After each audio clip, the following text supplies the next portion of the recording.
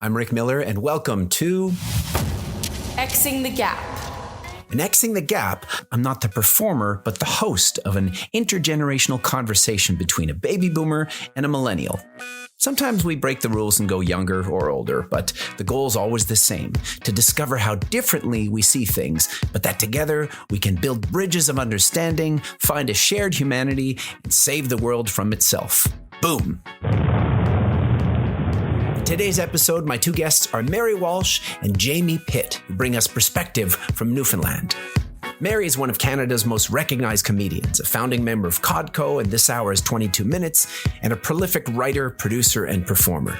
Jamie was a student of Mary's, then her executive assistant, and has since gone on to become a successful casting director, editor, and educator. In our wonderful chat, we discover that Newfoundlanders tend to do things their own way. We talk about younger generations, gender and intersectionality, underrepresentation of older women in Canadian culture, about wisdom, looking under the hood of who we are, about hurtful words, heartfelt conversations with sisters and brothers and aunts, and how even the most rigid families can still change their ways. All that and much, much more, including watching a Canadian legend get her butt whooped in a game show. Don't blame everything on Star Wars, Mary Walsh. My friends, it's time for Xing the Gap. First of all, Mary and Jamie, welcome. Thank you. Hi, thank you. Thanks. Can you each describe yourselves, little, elevator pitch, who I am, what I do? Maybe we'll start with you, Mary. Well, I met Jamie because she was my student my husband was an English prof at the university, since retired, but Memorial University has this satellite campus in Harlow in England. And I went along teaching, Don was teaching 18th century English, and I went along teaching satire and theater. So really what we got to do was go to the theater all the time. And Jamie was one of the students, and I don't know if you know this, Rick, but lots of people get into university and are in third year English and don't know what any words that they're using mean, and don't know how to write a sentence, like a paragraph is so far. And I understand there's reasons for that, but I was in shock because I'd only read, for pleasure, and read things that were written that you could understand. But there were people who were in Jamie's class who I didn't understand they were speaking another language, a language that I had no access to. But Jamie was quite brill and, knew what all the words meant, and was very, very impressive and worked really hard, which I really found impressive too. And because lots of people just went over to Harlow, because you get access to Poland and France, and you know what I mean? It's like for poor kids from Newfoundland, or not poor, but, lower middle class or middle class. And, they got to do the grand tour like people who were rich used to do, in the 20th century. So anyway, that's how I met Jamie. And I was so impressed with her, and she was just an amazing person, not just as a student, but as a human being. And I just was really, taken with her. And my name is Mary Walsh, and I don't usually teach because I'm not really that good at teaching. But I did do it. And I'm a comedian and a writer and a producer and, all those jobs. I'm a jack of all trades in the entertainment business. And I'm not going to say master of none. I think there's some things that I do better than others. So that's who I am. Terrific. Jamie, over to you. Oh my God. Okay. So hi, I'm Jamie. I met Mary. Yes, I was her student in Harlow, and she was the main reason that I went, because I got to take British drama and performance and creative writing satire with Mary Walsh. And I'd loved her my whole life. And Mary, I don't know if you know this, I went to the airport to pick up my dad, and you were there to pick up Dawn when I was like 9. And I remembered shaking, seeing you. I couldn't even say hello, but I'm like Dawn, and I was like, I love her so much. And then I was like, oh, I'm taking that course. I'm going to England to go to the theater with Mary Walsh. We went to London, honestly, almost every day. And I can't believe she's saying she's not a good teacher. She's a great teacher, but she definitely breaks the classroom and breaks, a traditional top-down model, and most of our assignments for the British Drama and Performance course was writing reviews, which is a totally different kind of critique and commercial and pop culture type of writing that I didn't have any opportunity to do really up to that point. And she broke my writing in a really good way, saying, this is all intellectually thought out and it has, but where's the blood? Where is your real human thoughts about the play in the review? Anyway, we had a ball.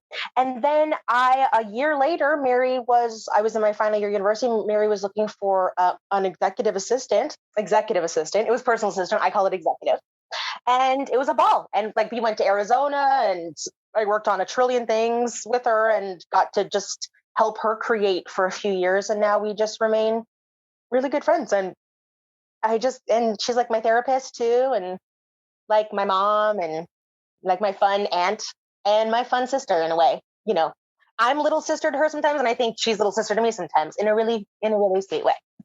And I work in the film industry primarily right now. I work in casting, and I write and I perform, and kind of wear a lot of hats, and sometimes teach first year English lit also. Both Mary and Jamie wear a lot of hats. Their identity and careers are fluid, which is more typical with millennials than with baby boomers, because baby boomers were a generation raised by boxes.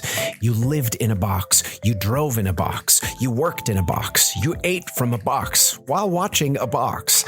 And that box had glossy pictures of happiness and leisure and post-war prosperity, as long as you stayed on track. School, job, marriage, house, kids, pets, retirement.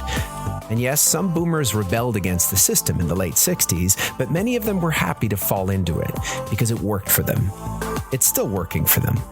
And when you're riding on that track, comfy in your box, it seems like the only way to travel through life. I asked Jamie, a millennial, if things are different for her generation.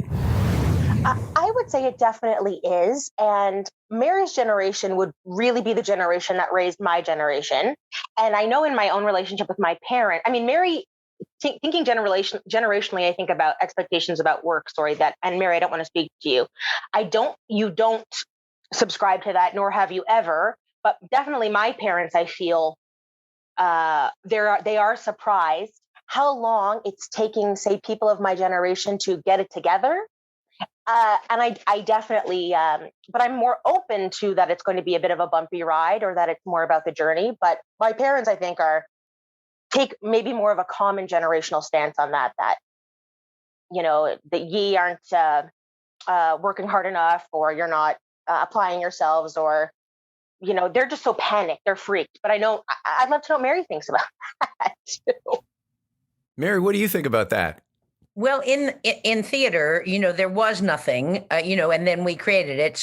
And then we had to do everything. We had to write it, and then we had to find a place to put it on, and then we had to produce it, and so that was the way it always was. So there was no expectation from my generation of Newfoundland artists, anyway. And really, come on, I was going to Ryerson, and Paul Thompson at Theatre Pas Marais gave us $300 to write our own first show of Cod on a Stick for CODCO.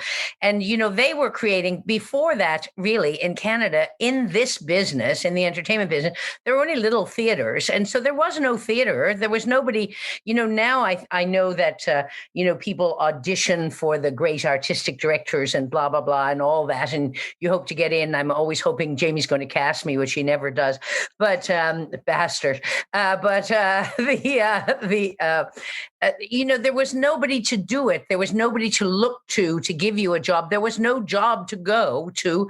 You had to create it. And my father's generation, my father said that was always the way in Newfoundland. You had to create everything. You had to create the tools. There was nothing coming in.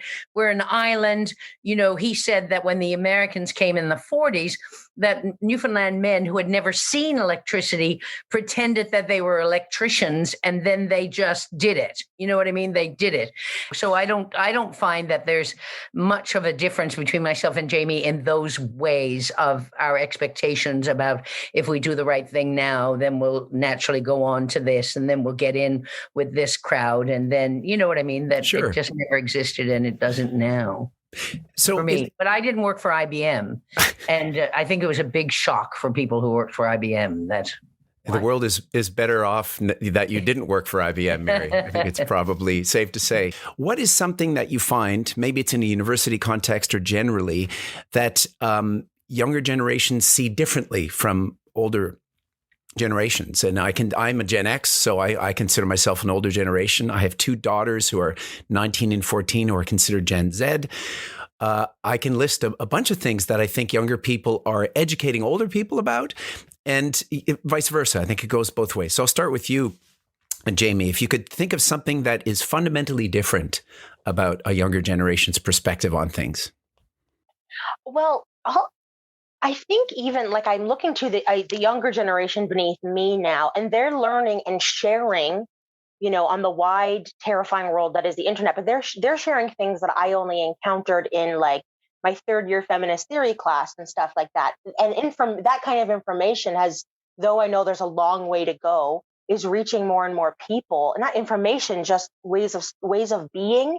And I think, kids I know, I taught theater to kids for a long time, and kids that I taught when they were 8 are now and like finishing high school or in high school, and the things they just know and feel empowered to say and speak and understand are really amazing. Like, I think Oscar Wilde would die again to know how far we are taking the creation of the individual, at least in kind of this context, and like in this context, I'll say this historical moment. And, I know that's different across so many different identities, but everyone is really about the creation of not just the individual and communities, but like, who we are. They're not afraid to look under the hood. And that's something Mary actually really isn't afraid of. I know it's a scary process, but in terms of what I learned from the younger generation, they're looking under the hood.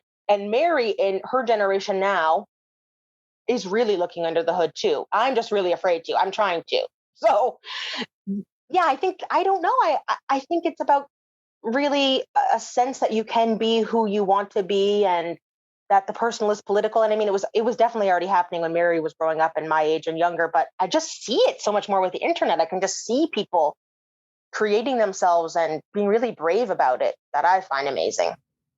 And Mary, what's under the hood? What are you finding?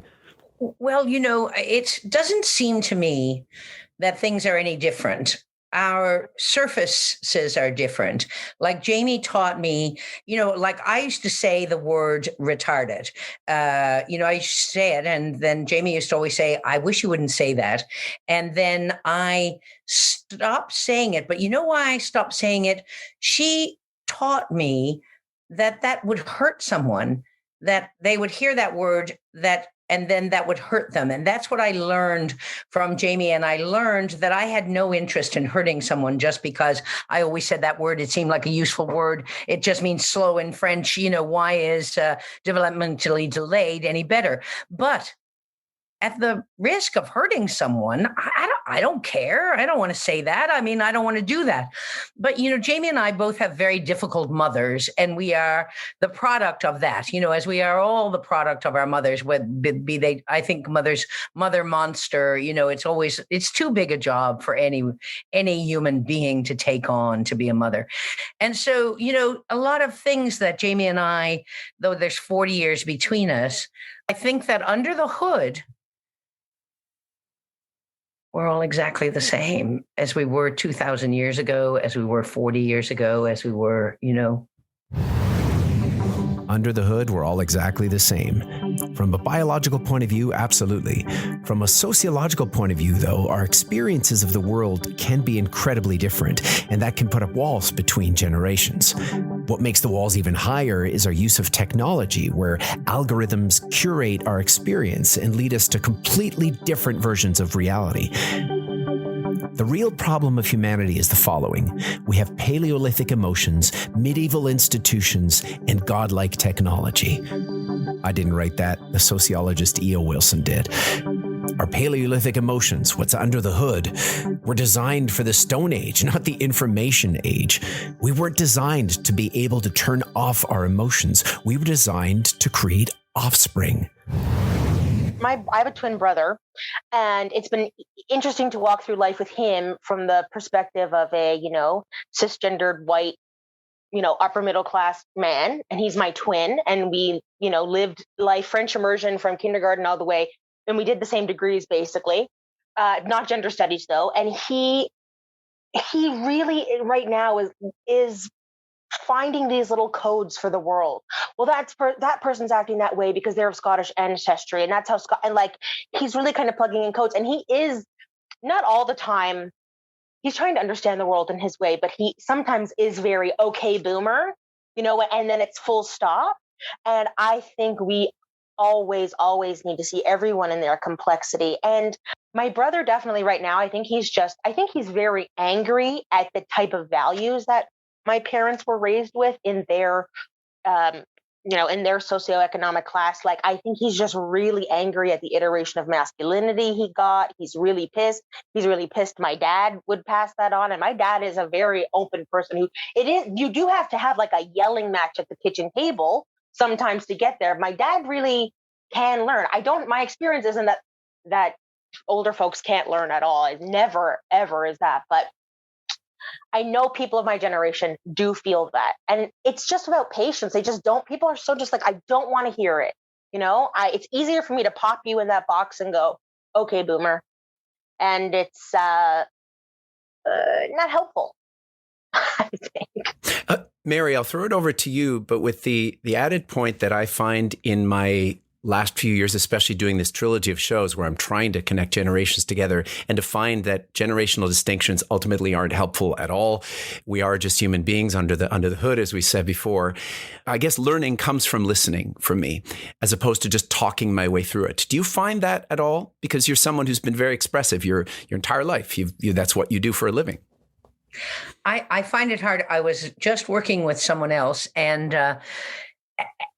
I was just, so I had just learned something, and I was telling Monique, and then I noticed about halfway through the conversation that I wasn't letting Monique answer, even though I was saying, I really like to know what you think about this, Monique, because I'll tell you yesterday, and I was just like, so I have that, but I wouldn't say that that's an age problem. That is my own personal, character defect because here's the thing that's always worked for me is I don't know what I think until I say it.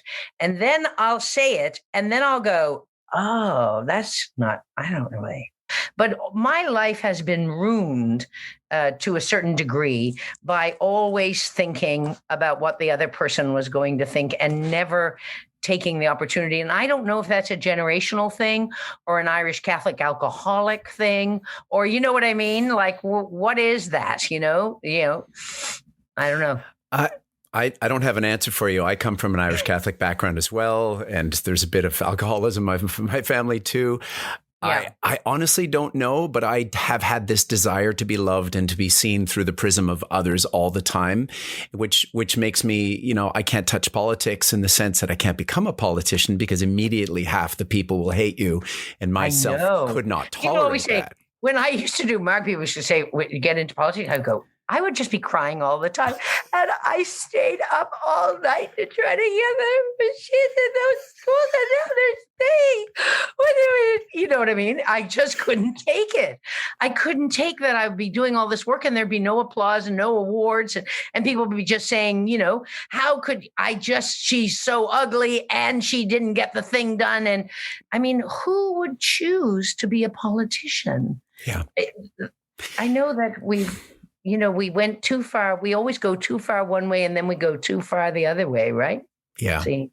Yeah. So, Jamie, like in the sense of delight, and we talked a lot about love and compassion, these aren't things that normally get associated with our new technology, with social media, which is still relatively new. It's all a big social experiment in my mind to see how it's all going to pan out. But the internet, safe to say, is not how people envisioned it as this utopia of democracy. It's become this, these echo chambers often of hate and anger. And when people filter, like being angry is natural and it's good. But if you filter everything through anger, then there's very little love or compassion or kindness or delight. How do you use social media, Jamie, a lot? And do you find that you can use it and it can be used to push the values forward that you think are important? I'm wrestling with that question. I don't know yet. We are completely in the great experiment of having more information, more communication, more. I don't know. It's like with Bo Burnham, a little bit of everything all of the time. And I don't know what it's going to mean. I know that my generation was babysat by the internet. I actually had a great babysitter, Paula. Love you. You babysat me and loved me and cared for me. Sorry. But I think sometimes how much more of my effing life is going to be spent searching for something here that is already, I need to go down my own Google, I need to go into my own search engine, but I don't know what it's going to mean. And how do I use social media? I think I really want social media. I want to get away from it because I feel like I've given so much of my life to it aimlessly. Now I have ADHD and it's not great for me. It's quick, instant, relentless dopamine hits until I'm fatigued of even that. I think the instant scroll, what is it called? Eternal scrolling is not good for me. And my precious minutes of my little short, shitty life are just going down the drain. So I love that, by the way, the precious minutes of my short, shitty life. That's either a poem or a song or a play. I don't know. To be continued.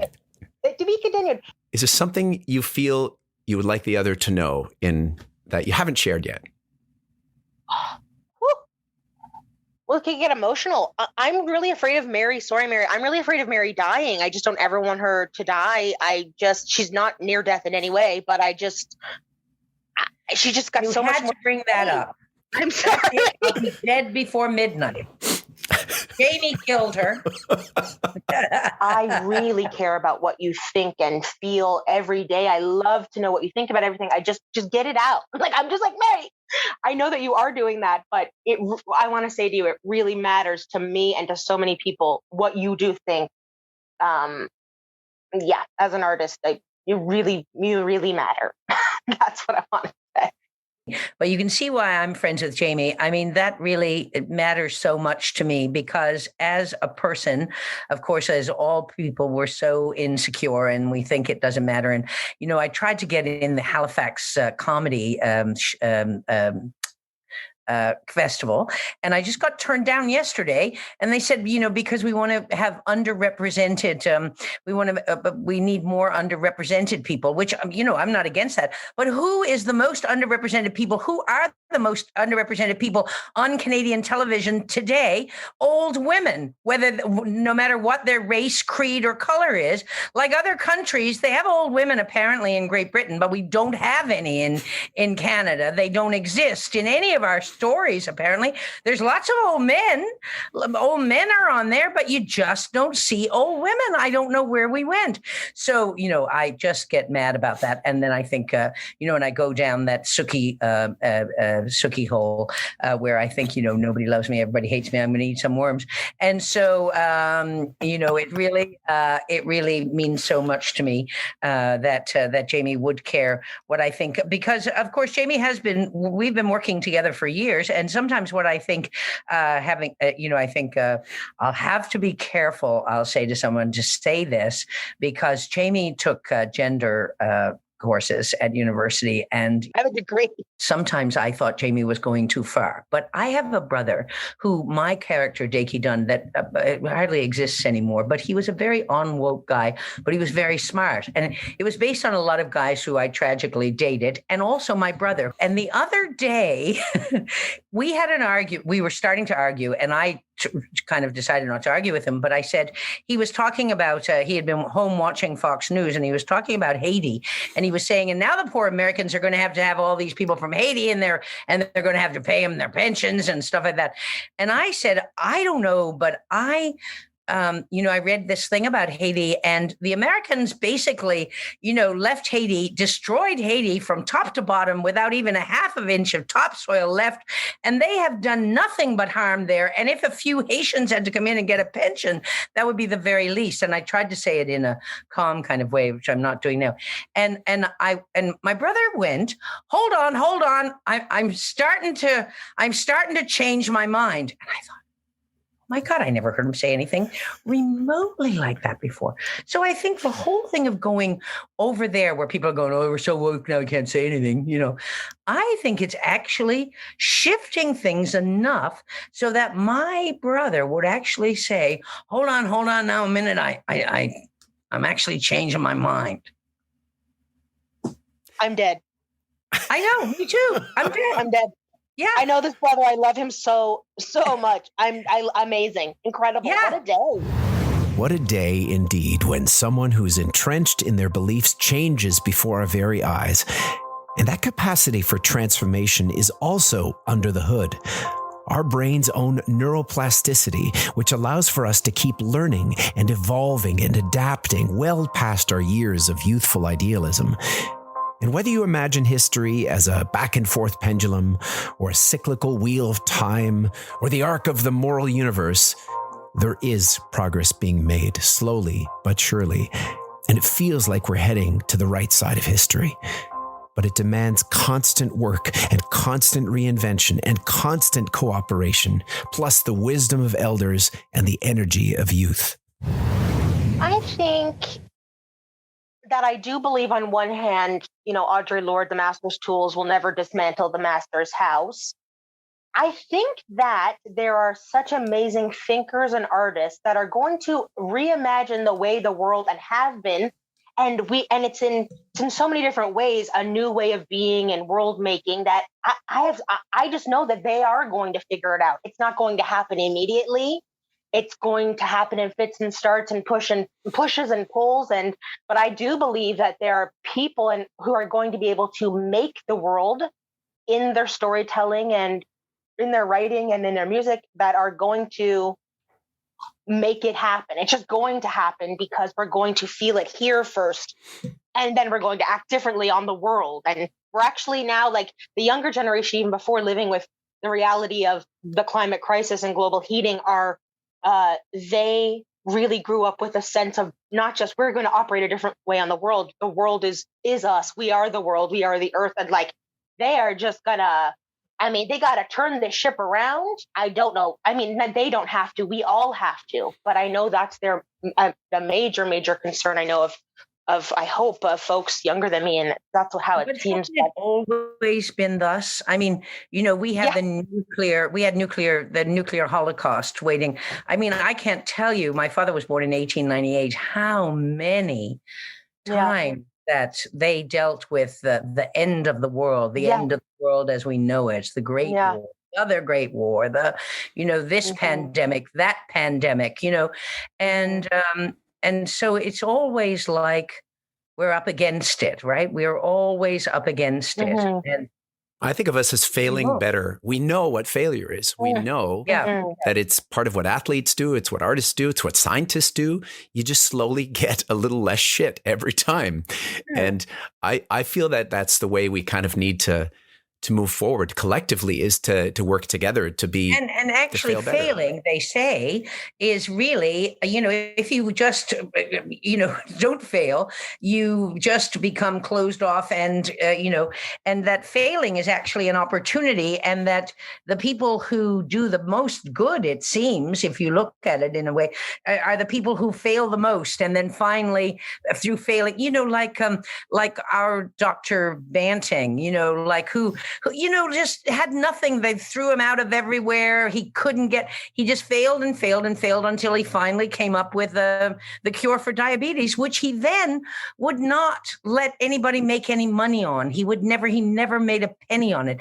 And then he insisted on going back, nobody wanted him to do it, to go back to the Second World War, and actually went down in a plane over Twillingate, I think. But you know what I mean? A person who failed and failed and failed and failed and failed and gave us us gave people who suffer from diabetes the greatest gift, which now, other greedy people are, trying to charge people so much money that they have to sell their kidney in order to get the insulin that they need. But that isn't the only part of the story. The other part of the story is Banting and Best, spent their own money, developed this, and then would not take any profit from it and left it that nobody could take any profit from it. But then it ran out of time, their copyright or whatever on it. And yeah. So there's good stories. Like, I love that you're saying, Rick. It's like if you only decide to look one way, that's not the truth. That's not the truth. There is both sides, right? I mean, I think I'm seeing that more as I get older. So I have a game show. Speaking of failing better, I'd like to now take us through the light and silly portion of this podcast, which is called the Generation Gap.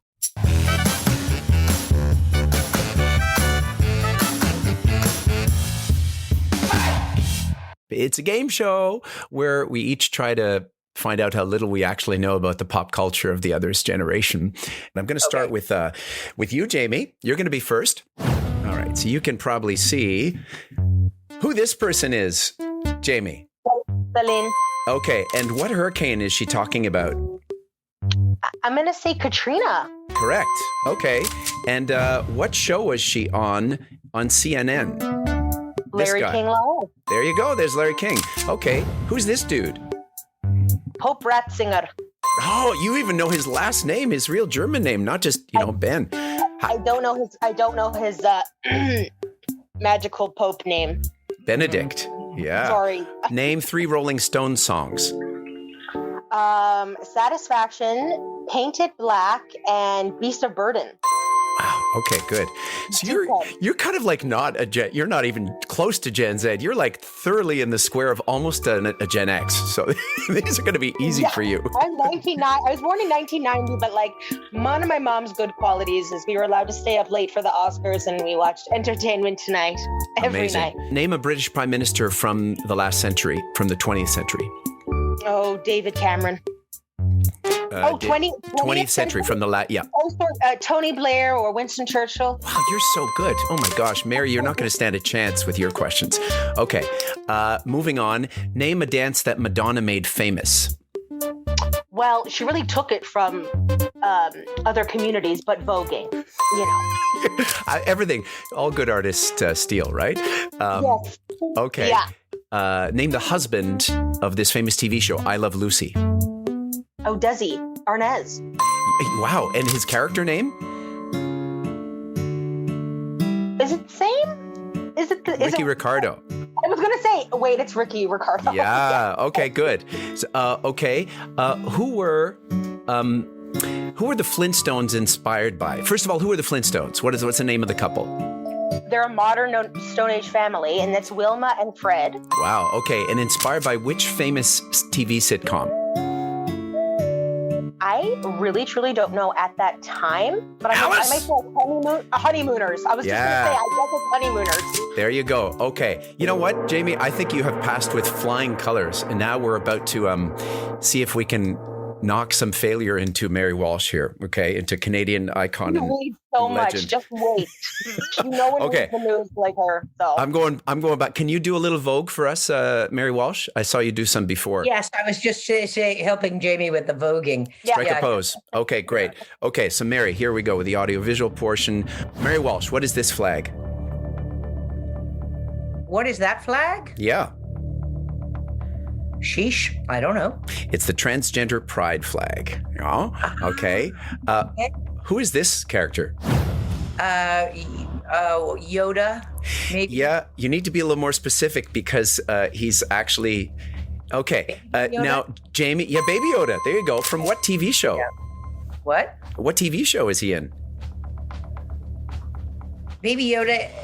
I don't know. Is he not on Star Wars or something? It's called The Mandalorian, which is one of many of the new Disney world of Star Wars has about 30,000 ripoffs everywhere. And bonus points for Jamie if you know his real name. He's called the child or Grogu. Grogu. Wow. My goodness. Jamie keeps racking up the points. Okay.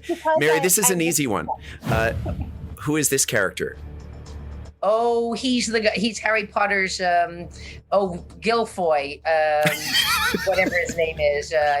Close. Draco Malfoy. Gilfoy, is it? Malfoy. Gilfoy was close. Malfoy, yeah. You get points for that. Yeah. Okay, I'm going to open up this one. And which famous singer was this? Who played Hannah Montana? She's a famous pop singer now. Yeah, and her father is a famous pop singer too. Yeah, this is what she looked like more recently. But that's that's Millie.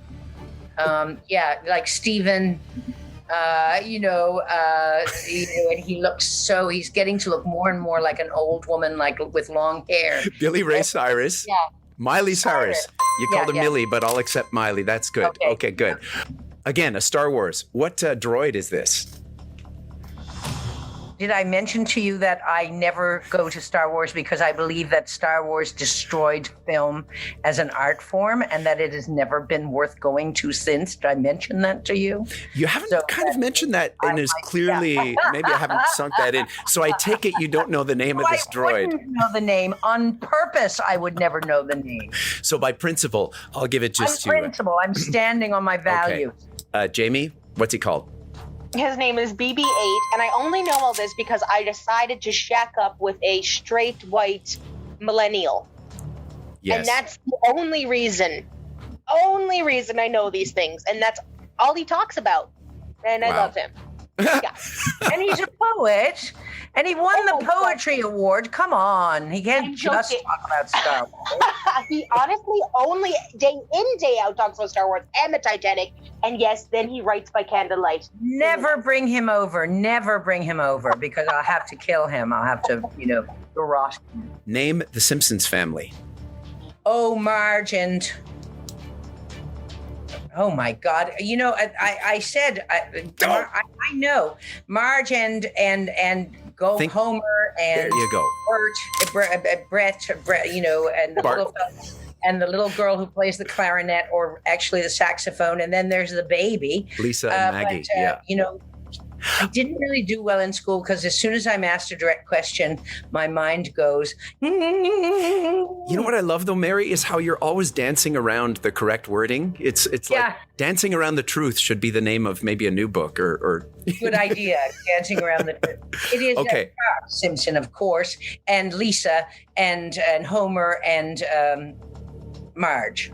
Yeah. Ding, ding, ding. Okay. Yeah. These are some texting abbreviations. I'd like you to tell me what they mean. Okay. IDK. I don't know. LMK.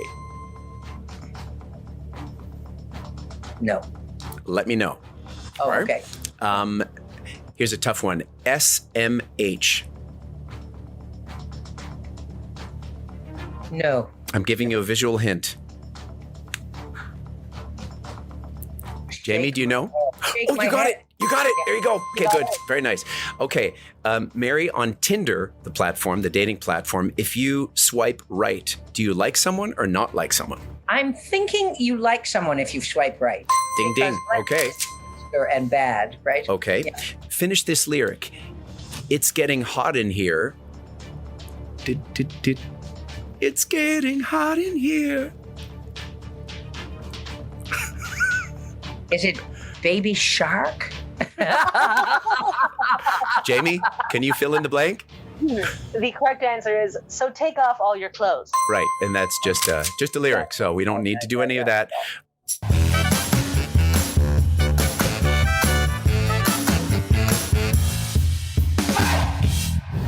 I wanted to say how thankful I am, how grateful I am to know you just a little bit better, and I wish you all the best on all your future endeavors.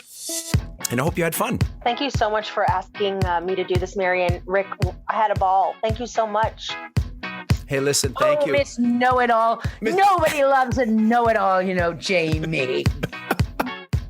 This has been Xing the Gap. Whether you're watching this as a video or listening to the podcast, it was all recorded and edited by me, Rick Miller, with multimedia from my team at CODCO. This series is created in partnership with Leap, an online community where life experience meets innovation. For more info, visit cabby.com/leap. Very special thank you to my two guests today, Mary Walsh and Jamie Pitt. You can find me at Rick Miller Actor on Twitter or Instagram, or at rickmiller.ca. For more information about the Boom Trilogy, check out boomtheshow.com or cadoons.com. And remember, in a polarized world, you have a choice. Build a wall or build a bridge. Build bridges, not walls. Xing the gap.